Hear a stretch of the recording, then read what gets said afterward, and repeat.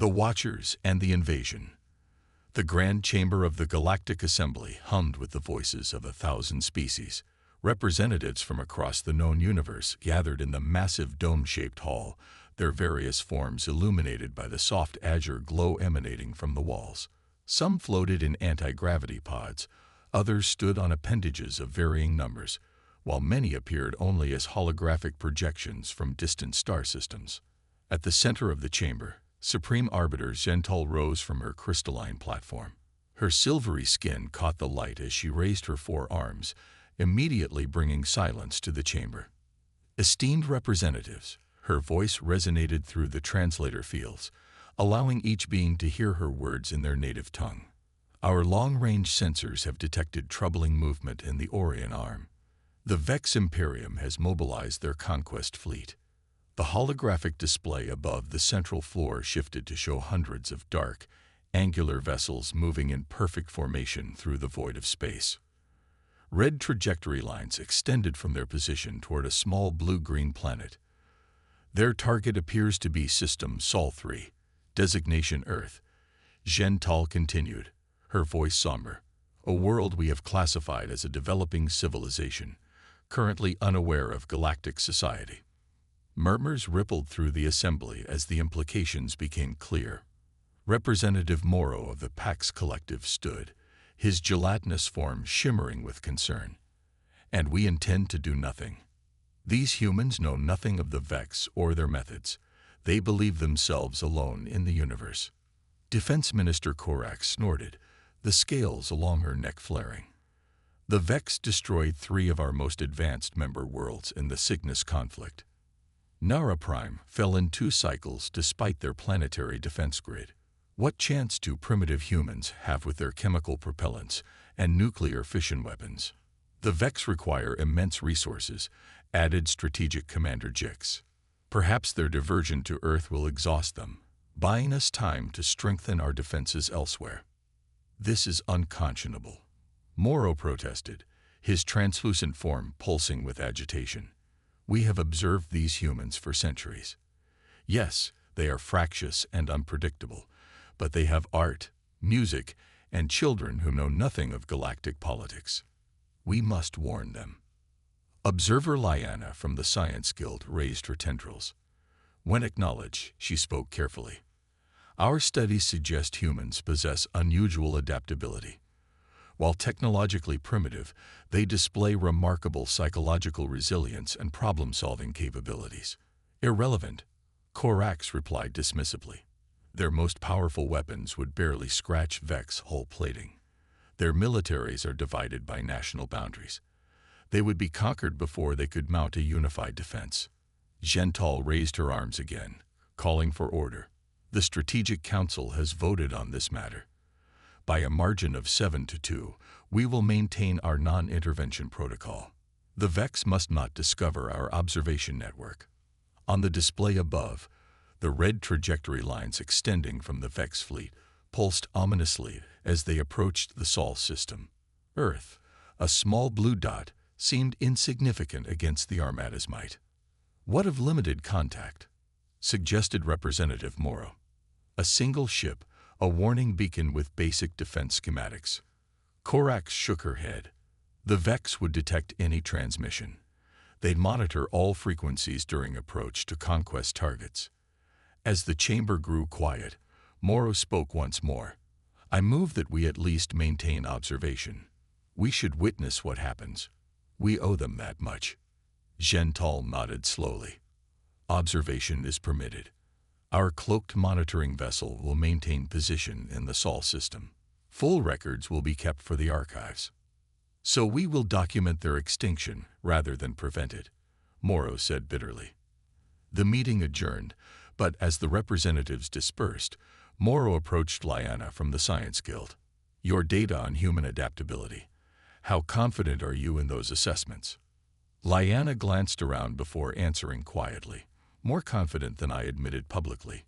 Humans evolved on a planet with constantly changing threats.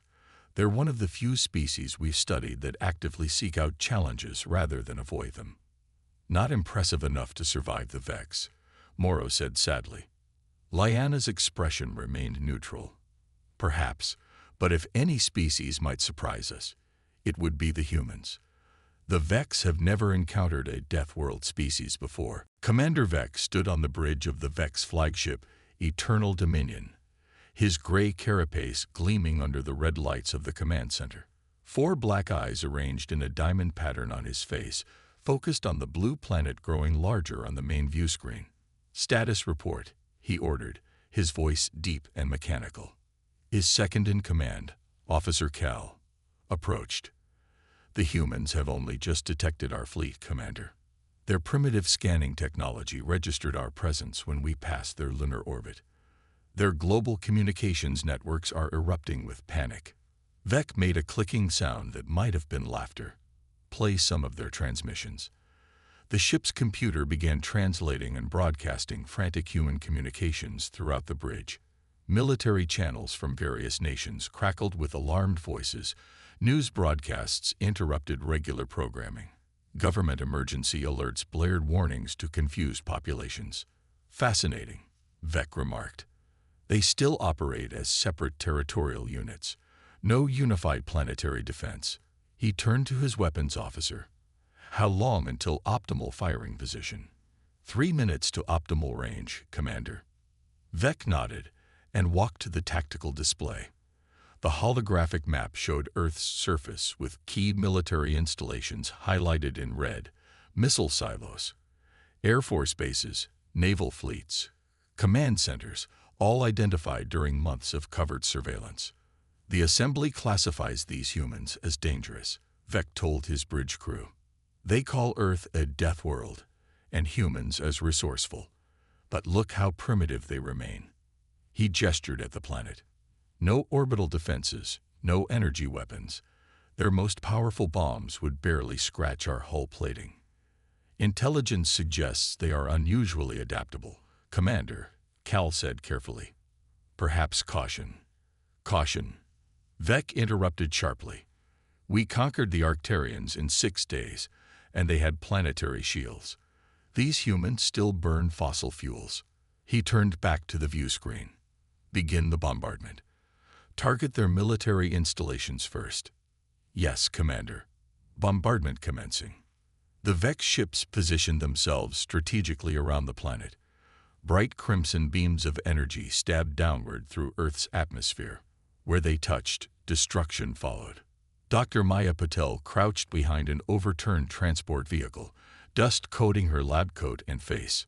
6 hours earlier, she had been conducting experiments at CERN's Large Hadron Collider. Now, the research facility lay in ruins, smoke rising from the shattered buildings. In the sky above Geneva, massive alien ships hung like dark predatory birds, their weapons having already reduced most of the city's infrastructure to rubble. Similar reports had come in from across the globe before communications began failing. "Status." Maya called to her colleague, Dr. Henry Moreau, who was attempting to salvage equipment from their laboratory. Henry crawled over, keeping low as another explosion rocked the area.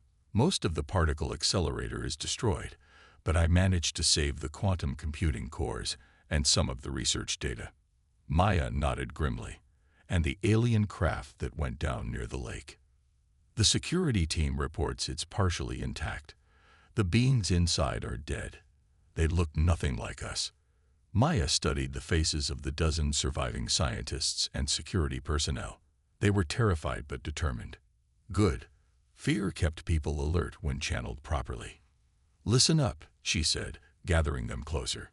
"This isn't just a Swiss problem or a European problem. This is humanity's fight. These aliens expected us to break immediately, to surrender." She pointed toward the crashed alien craft, barely visible through the smoke half a kilometer away. "That ship contains technology we need. We're going to retrieve it, study it, and find a weakness." "Against those?" a young researcher asked, pointing at the massive alien vessels overhead. "Yes," Maya replied without hesitation. "They don't understand humans. We don't break easily." They moved quickly through the ruined research complex, using underground service tunnels where possible. Everywhere, Maya saw not just destruction, but also signs of human resilience.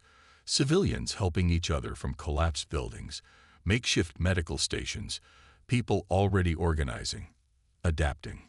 When they reached the downed alien shuttle, Maya was surprised.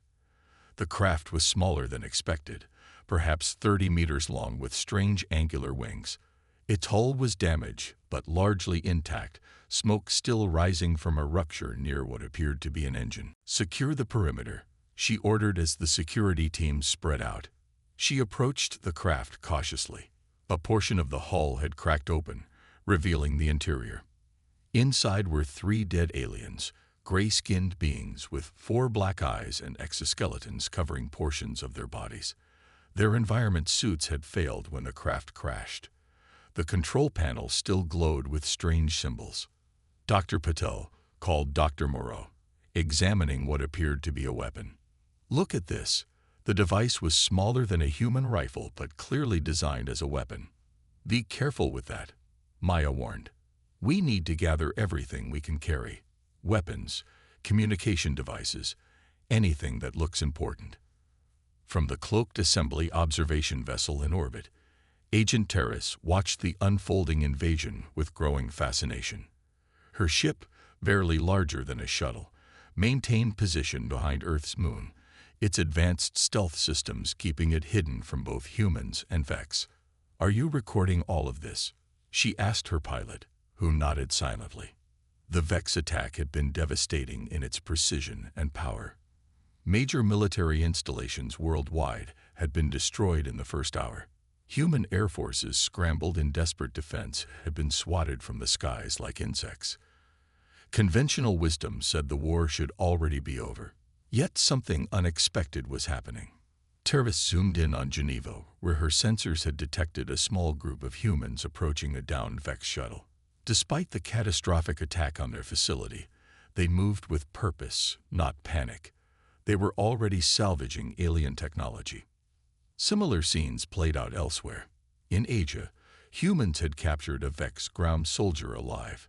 In North America, they were already establishing underground communication networks after their satellites were destroyed. "This doesn't match the models," Terrace's pilot commented. "The simulations gave humans hours, maybe days before total surrender." Terrace nodded slowly. The models didn't account for their psychology. She initiated a secure transmission to the Galactic Assembly. Her report would be brief but significant. "Initial Vex assault has devastated Earth's formal military structures," she dictated. "Conventional defense capabilities neutralized at approximately 87% effectiveness. Human casualties in the millions." She paused, watching as the human scientists on her screen organized the retrieval of Vex technology. "However," she continued, "human response deviates significantly from predicted patterns. They are not retreating. They are not surrendering. They are adapting. These humans reorganize almost immediately. They prioritize technology acquisition over escape." She ended the transmission and continued watching. The Vex had conquered worlds far more advanced than Earth, but always through overwhelming force and fear. They had never encountered a species that grew more determined with each loss. "I wonder," Terrace whispered to herself, "if the Vex have any idea what they've just started." The counterattack and revelation. 6 months had passed since the day the skies fell. 6 months of fire, death, and learning. 6 months of humanity proving why they had survived on their harsh world for so long. Dr. Maya Patel wiped sweat from her forehead as she stood before the assembled military leaders. The underground command center, buried deep beneath what used to be the Alps, hummed with equipment salvaged from around the world. The air was stale despite the best efforts of the recycling systems. Everyone had grown used to the smell of too many humans working in too little space. "The breakthrough came 3 weeks ago," Maya said, gesturing to the holographic display. The blue light illuminated the tired faces of generals, admirals, and resistance leaders from 6 continents. "We finally understood how the Vex shield technology manipulates energy." On the display, a complex molecular structure rotated slowly. It represented the nanoscale material that powered the seemingly impenetrable Vex shields, the same shields that had made their ships and battle armor nearly invulnerable to human weapons. The frequency modulation is the key, she explained, pointing to a particular section of the structure. Their shields work by creating a resonance field that disperses energy, but we've discovered that a precisely calibrated electromagnetic pulse can disrupt this resonance temporarily. General Chen, his face bearing a network of fresh scars, leaned forward. How temporarily? Our adapted EMP weapons can disrupt their shields for 7.2 seconds, Maya replied. Enough time for conventional weapons to penetrate. Admiral Rodriguez, the overall commander of Earth's United Resistance Forces, nodded slowly. Her uniform bore no country insignia. National boundaries had become meaningless in the fight for human survival. We've already distributed the modifications to resistance cells worldwide, she said. The counterattack begins tomorrow. The room erupted in murmurs. 6 months of barely surviving, of watching Earth's cities burn, of fighting with salvaged alien weapons and desperate courage, and now finally a real chance to hurt the invaders. There's something else, Maya added when the noise subsided. She nodded to Dr. Moreau, who activated another display. We've learned that the Vex communicate using quantum entangled particles. That's why we couldn't intercept their transmissions. But now, she smiled for the first time in months, we can disrupt them. You mean we can jam their communications? Asked a resistance leader from what had been South Africa. Better, Maya replied. We can listen, and soon perhaps send false orders. The implications rippled through the room. Not just defense, but deception, a human specialty. From the cloaked assembly observation vessel, Agent Terrace watched with growing fascination as Earth prepared its counterattack. She had remained in orbit these past 6 months, documenting humanity's response to an overwhelming invasion force. Are you seeing this? Her pilot asked, pointing to the sensor readings. They've modified Vex shield technology. Terrace nodded, unable to hide her amazement. In 6 months, it took the Cygnus Collective 3 years to achieve similar adaptations, and they were already a spacefaring civilization. She opened a secure channel to Representative Morrow, bypassing official assembly protocols. What she was doing violated non-intervention directives, but she couldn't remain merely an observer any longer. The humans are about to launch a coordinated counteroffensive, she reported. They've reverse-engineered Vex shield modulation and developed effective countermeasures. Probability of success has increased from 0.02% to 27.8%. Morrow's holographic form appeared, his gelatinous body pulsing with surprise. You're certain of this data? I verified it multiple times, Terrace confirmed. Humans learn exponentially when under threat. They're sharing knowledge and resources on a global scale, ignoring previous national and ideological divisions. Morrow's form shimmered thoughtfully. The assembly must reconsider its position. These humans might actually survive. There's more, Terrace added. They've begun to understand quantum entanglement communications, if they succeed in penetrating Vex command networks. Impossible, Morrow whispered. Not in 6 months. Not from their technological baseline. I'm sending you the data now, Terrace replied. See for yourself. In orbit above Earth, Commander Vec reviewed the latest planetary status reports with growing frustration. 6 months, and these primitives still fought. Not only fought, but adapted in ways that defied all previous conquest models. The North American resistance destroyed another supply convoy, Officer Cal reported. That's the 3rd this week. They're using our own weapons against us. Vec slammed his fist on the console. Impossible. How are they learning our technology so quickly? Unknown, Commander, but the humans appear particularly adept at weapons adaptation. They've even begun modifying our communication systems to bypass our jamming protocols. Vec paced the command deck. The conquest that should have taken days had stretched into months. The initial victories had been easy. Human military forces fell quickly under superior Vex technology. But then something unexpected happened. Instead of surrendering, humans scattered, regrouped, and began fighting in new ways. They attacked in small teams, striking quickly and disappearing into tunnel networks. They salvaged downed Vex ships and weapons. They seemed to communicate despite the Vex jamming their official channels. Most disturbing of all, they were getting better. Status of our ground forces, Vex demanded. We control major population centers and strategic resources, Cal answered, but our control zones are shrinking. The humans have adapted our energy weapons to penetrate our armor. Casualties are significant. Impossible, Vex repeated, though the evidence was undeniable. Prepare a status report for High Command. We require reinforcements. Cal hesitated. Commander, reinforcements were dispatched 2 months ago. They never arrived. Vex froze. Explain. We lost contact with the support fleet at the edge of this system. All attempts to re-establish communication have failed. The implications were clear. Either the support fleet had been destroyed, which seemed impossible given Earth's capabilities, or something else was intercepting them. Before Vex could respond, alarms blared throughout the ship. Multiple electromagnetic disturbances detected planetside. The tactical officer reported. Pattern indicates coordinated. The officer's words were cut short as the ship's shields suddenly fluctuated. Across the view screen, Vex watched in disbelief as dozens of primitive human aircraft rose from concealed positions around the globe, launching missiles at Vex vessels whose shields were inexplicably failing. Impossible, Vex whispered once more. The counterattack was underway. From hidden bases across the planet, humanity unleashed their carefully planned response.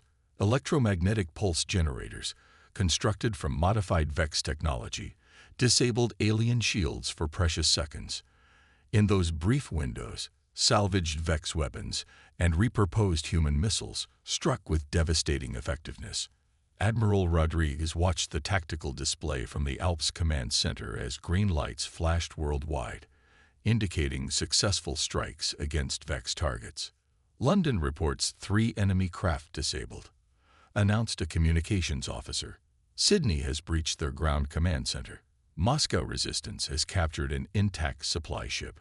For the first time in 6 months, humanity was winning. Not everywhere, not decisively, but enough to matter, enough to hope. Dr. Maya Patil entered the command center, exhaustion evident on her face, but her eyes bright with purpose. Admiral, we've successfully breached their quantum network. We're receiving their communications. Rodriguez looked up sharply. Can they detect our intrusion? Not yet, Maya replied. But there's something else. The Vex aren't alone out there. They're reporting to someone about unexpected resistance. And, she hesitated, they're frightened. In the midst of coordinating the global counterattack, Admiral Rodriguez spared a moment to appreciate the irony. The invaders who had brought such devastation were now experiencing the fear they had intended to instill. There's more, Maya continued. We've detected another signal, not Vex in origin, observing the battle. Someone else is watching us. In the grand chamber of the Galactic Assembly, an emergency session had been called. The holographic display showed the ongoing battle for Earth, with human forces achieving unprecedented success against the Vex invaders. Supreme Arbiter Gentle stood at the center, her 4 arms spread wide. What we are witnessing defies all predictive models. Against overwhelming technological superiority, the humans have not only survived but developed effective countermeasures. Representative Morrow stepped forward. I move that we reconsider our non-intervention policy. The humans have proven their resourcefulness. They deserve our support. Support against the Vex would violate our most sacred principles. Defense Minister Korax objected. We must remain neutral. Neutral?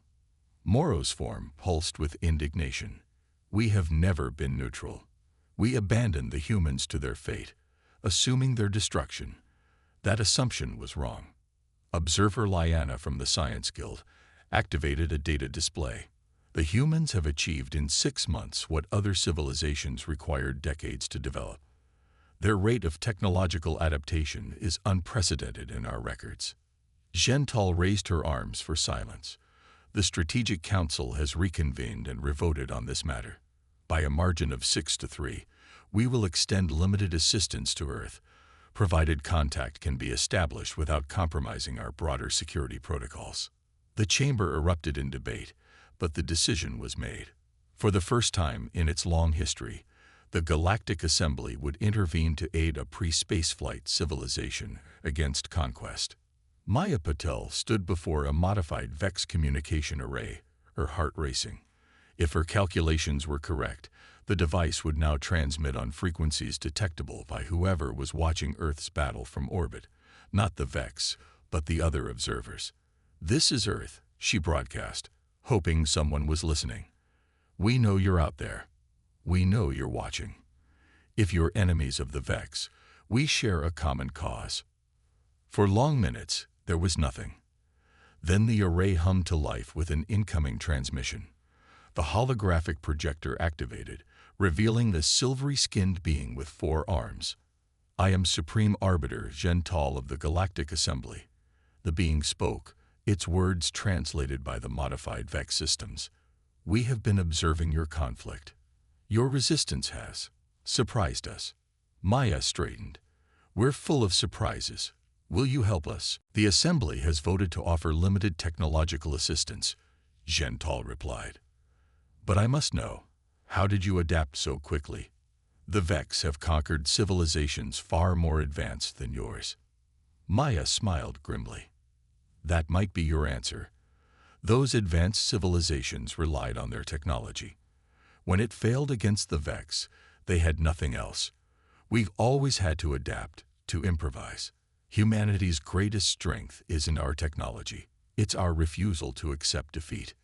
The final battle came 3 weeks later. With Assembly technical guidance, Earth's forces had upgraded their countermeasures against VEX weapons and shields. More importantly, they had learned to fully penetrate the VEX quantum communication network. Commander VEX stood on the bridge of the crippled flagship, watching as his once mighty invasion force crumbled against the combined might of humans and their new allies.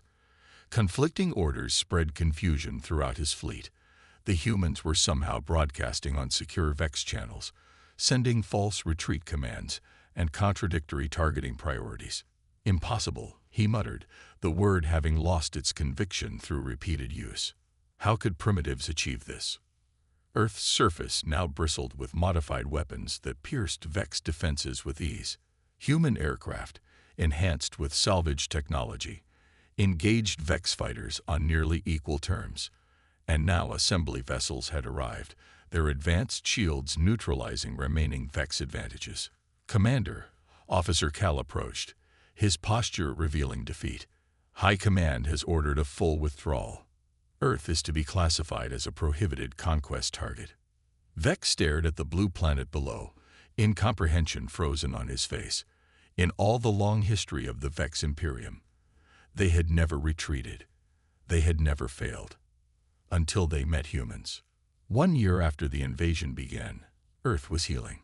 The alliance with the Galactic Assembly had accelerated human technology by centuries, while carefully preserving Earth's cultural autonomy. Cities were being rebuilt.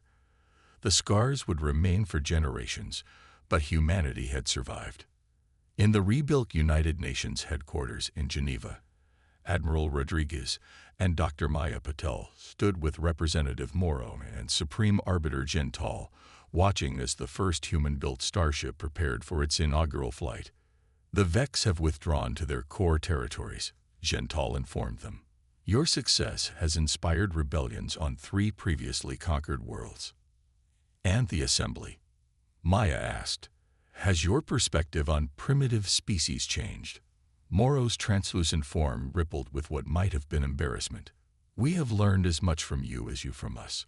The Assembly has created a new classification for Earth, evolutionary crucible. Your harsh world created in you something we have forgotten: the drive to overcome, to adapt, to never surrender." Admiral Rodriguez watched as the starship rose smoothly into the morning sky. And now we're coming to the stars. Ready or not?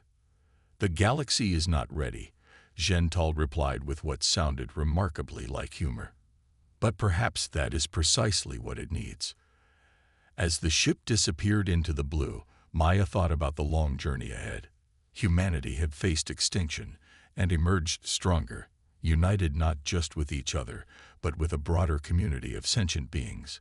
Yet they had maintained what made them unique: their adaptability, their ingenuity, their stubborn refusal to accept defeat. The Vex had intended to conquer Earth. Instead, they had inadvertently introduced humanity to the galaxy, and the galaxy would never be the same.